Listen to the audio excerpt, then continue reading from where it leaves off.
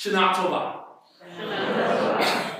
What a great joy to be together here at Beth Shalom, face to face and by live stream, to celebrate Rosh Hashanah and embark on the new year of 5785. Seeing all your faces reminds me of one of my favorite biblical verses from the book of Proverbs. The candle of the Eternal One, Adonai, is the soul of the human being. As I see all of us right now, I feel that if one human soul is God's candle, together we are God's menorah, casting deep light in every direction.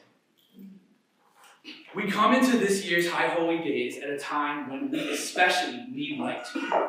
We continue to sort through the emotional after effects of the pandemic, when our young people came of age during quarantine, and when many of our older adults entered deep isolation, many of whom are still living with isolation. We gather in the year of a highly consequential election in America. We are approaching the one-year anniversary of October 7th. Our hearts break for the Israelis, mostly civilians, who were intentionally killed that day simply for being Israeli. Those taken hostage, many of whom are still being held in Gaza. The Israeli soldiers who have fallen, and the civilians among our neighbors, the Palestinians, who have been caught in the crossfire. Since October 7th, in the words of the modern Hebrew poet Yehuda Amichai, our souls have had to eat and to digest what lengthy history does in a great many years.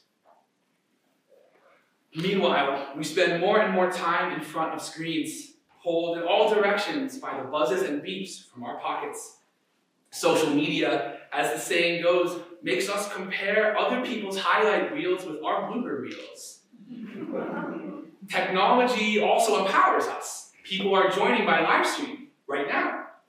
But it has to be us who shape technology, not technology that shapes how we think and feel and draws our faces into screens and away from each other. The more times I have to click, I am not a robot. The more like a robot I feel. Studies have found that over the past 2 decades, even before the pandemic, Americans have been spending less and less time with friends, and both have less free time and spend more time alone. Last year, Surgeon General Dr. Vivek Murthy declared that America has an epidemic of loneliness and isolation. Amid the challenges of our lives, we come into our holiest days and find that Jewish tradition gives us a compass for our landscape. It is apt on Rosh Hashanah, the traditional anniversary of creation, to seek this wisdom in our origin story of humanity, in the opening of Bereshit, Genesis. This story presents our very existence as built on human connection. Judaism reminds us that unbridled individualism is an illusion and shows us with radical insight why human connection matters, why sometimes it eludes us, and how we can find it. Human connection comes to the fore early in the Garden of Eden story. The divine presence brings life into being according to how we each interpret this. God creates the first person, Ha-Adam, which in Hebrew simply means the human being. Eventually, Adam, will be this first human being's name. Then the Torah shows us this pivotal moment. And the Eternal One, God, Adonai Elohim, took the human being and set him down in the Garden of Eden to work it and watch over it. And the Eternal One, God, said, "It is not good for the human being to be alone. I will make him a sustainer beside him." God creates each animal and brings them to the human being to name, but the text says, for Adam, no sustainer beside him was found. When the story repeats this phrase, we sense a longing for companionship. We come next to the figurative image of God casting a deep sleep on the human being and taking one of his sides, not just one rib, as it is commonly translated, but more substantial material, the kind necessary for the stability of a building, to quote Rabbi Tamar Khan Eskenazi of Hebrew Union College in the Torah, a women's commentary. From this substantial material, God, like a sculptor, forms Eve and introduces her and Adam, who cries out in joy. In this iconic story, we find a vivid vision of human connection.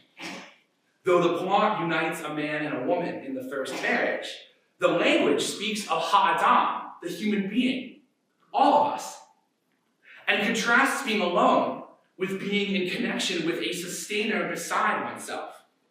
This fundamental dynamic applies equally to same-sex couples and non-binary folks, as well as heterosexual couples. It also applies to any family relationship or friendship.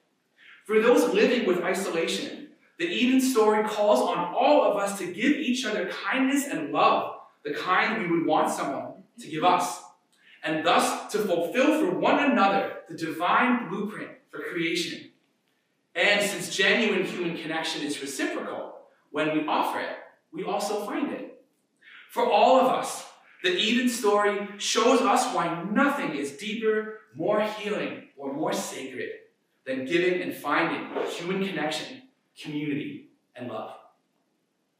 First, when God says, "It is not good for the human being to be alone, I will make a sustainer beside him," the Eden story affirms that it is okay to acknowledge that we need each other. It can feel vulnerable to acknowledge this. It means we need something that we cannot provide on our own. Judaism shows us that courageously acknowledging this vulnerability is precisely where true strength lies. The story of Adam and Eve assures us that there is no stigma in acknowledging that we need each other. We find a modern evocation of this vision in the legendary African-American singer-songwriter Bill Withers' classic 1972 song, "Lean on Me." In the second verse, he sings, "Please swallow your pride if I have things you need to borrow, for no one can fill those of your needs that you won't let show." Withers, who grew up hearing music only in church, is showing us a deep insight across the Abrahamic family. Someone might not let show that they need others out of pride, meaning fear of stigma, fear that people will look down on them. The Eden story does not explicitly argue against this stigma. It does something even more powerful. It quietly preempts this stigma by presenting an account of the world's creation long before any human existed to stigmatize another, in which God's own self gives the divine seal of approval for our needing each other. Second, the Eden story encapsulates why human connection matters and what is lost when it is absent. Adam alone in the garden would have a beautiful place to live and the perfect job, farming paradise and coining original names for animals. What resume could be more prestigious? What landscape could be better for selfies? He would be the ultimate rugged individualist with a paradise homestead and nothing in his way. Yet, something profound would be missing. A sustainer beside him, an Ezer Kenegdo. Kenegdo literally means opposite him, like a couple walking opposite each other along a trail. The image of two side by side suggests reciprocity and equality. The sweetness of the image suggests intimacy. The image of one beside another finds an echo in the biblical love poetry of Shir HaShirim, the Song of Songs, with its classic verse, "I am my beloved, and my beloved is mine." These images suggest that what we need from each other, we also owe to each other. And in offering connection to each other, we find it ourselves. Not either or, but both of us. Rashi, the celebrated rabbi of 11th century France and founder of the golden age of Jewish Bible commentary, observes that Kenegdo, opposite him, suggests possibly having different views. He interprets this to mean a partnership where, when one merits it, the other helps them, and when one does not merit it, the other challenges them. It is a sign of great trust, respect, and equality in a partnership to be able to offer a different view, to absorb a different view, and to learn from each other in mutual care and love. Similarly, Rabbi Ashkenazi in the Torah, a women's commentary, observes that so far in the story, the human being is superior to other beings, animals, and has a being, God, who is his superior. But, she writes, neither suffices as a partner. Only an equal who is both other and alike provides the necessary dialogue for human maturation, meaning, and joy. Radically, human connection is not about attaining or achieving. It is about giving each other joy, empathy, and love, because these have infinite worth lishma for their own sake. Without them, Adam's story is not complete. His story reaches its culmination only when he is connected to another. When Adam finally finds Eve, his jubilant cry shows just how much human connection means to him. Adam says, "This one at last is bone of my bones and flesh of my flesh." This is the first time Adam speaks. As Robert Alter of UC Berkeley writes in his landmark, The Hebrew Bible, a translation and commentary, the first human is given reported speech for the first time only when there is another human to whom to respond. Communication, arguably the attribute that most makes us human, most distinguishes us from animals, is only possible in connection with another.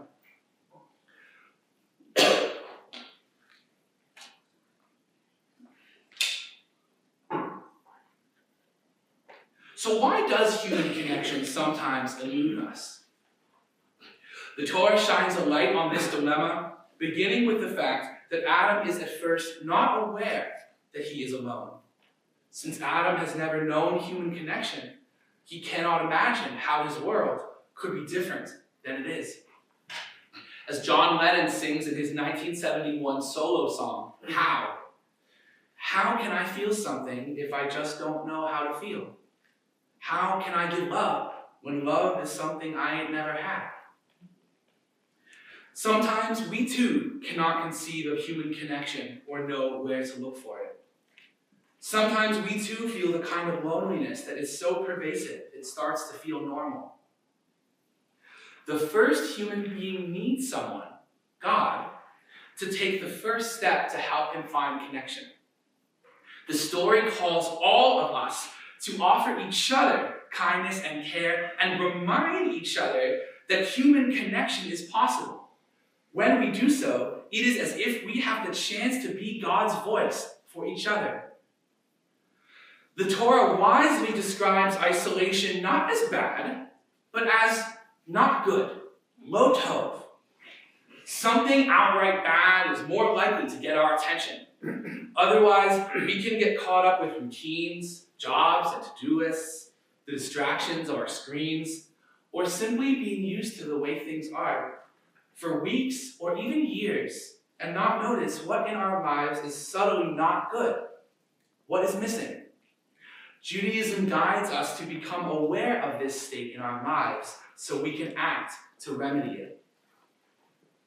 Many of the central things in modern Western life can distract us from addressing what is truly lo tov, not good.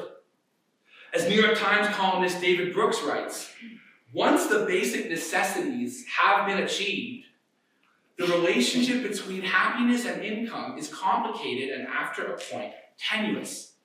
Whereas, according to one study, joining a group that meets even once a month produces the same happiness gain as doubling your income. Jewish wisdom can recenter us around what matters most, that we may find the joy and love that Adam finds with Eve and give this joy and love to others. Human connection also empowers us to address our hardest societal and political questions. Human connection will not make these questions go away. Yet we can only develop constructive solutions with care for each other strong enough to sustain dialogue about difficult issues. We can learn from each other's perspectives. As Rashi said, by both helping and challenging each other. Love for one another gives us a fundamental steadiness and warmth, even amid chaos, and a source of healing no matter what is broken within us and in this world. And through genuine connection and kindness, we can preserve our relationships with each other amid the challenges we face.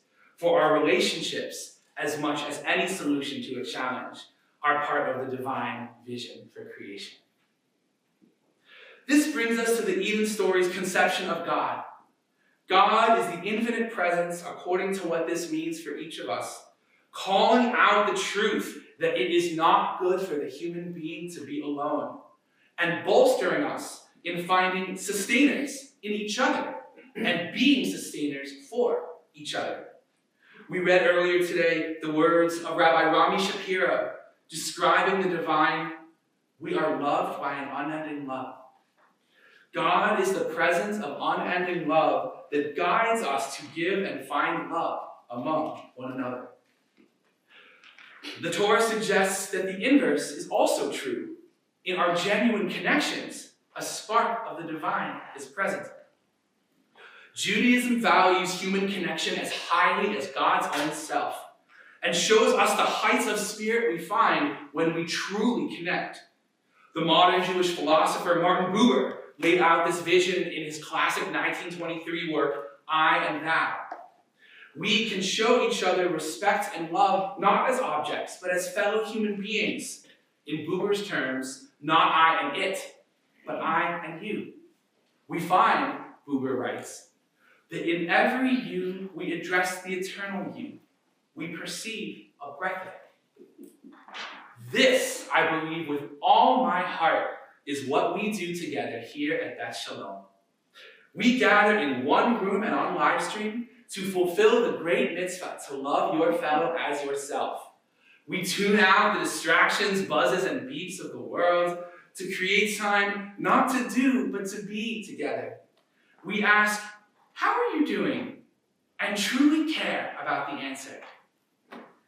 Through Beth Shalom's unique model with Reform, Conservative, and Renewal services, sharing one community, we affirm that we have more in common than makes us different.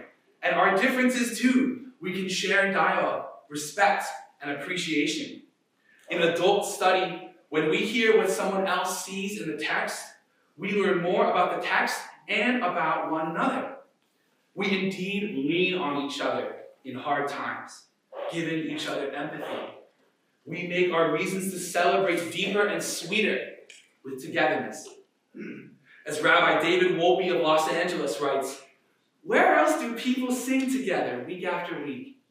Where else does the past come alive to remind us how much has been learned before the slither of time we are granted in this world? Together, we celebrate the light of each other's souls.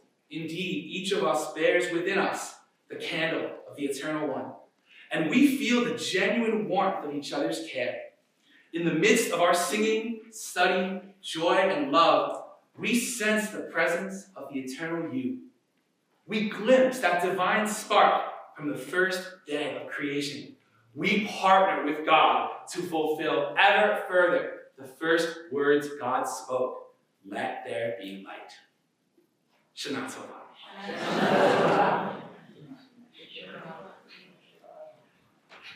With wholehearted appreciation to the traditional Minyan folks for coming in for a united experience of the sermon in precisely this spirit of unity and human connection shared across our community.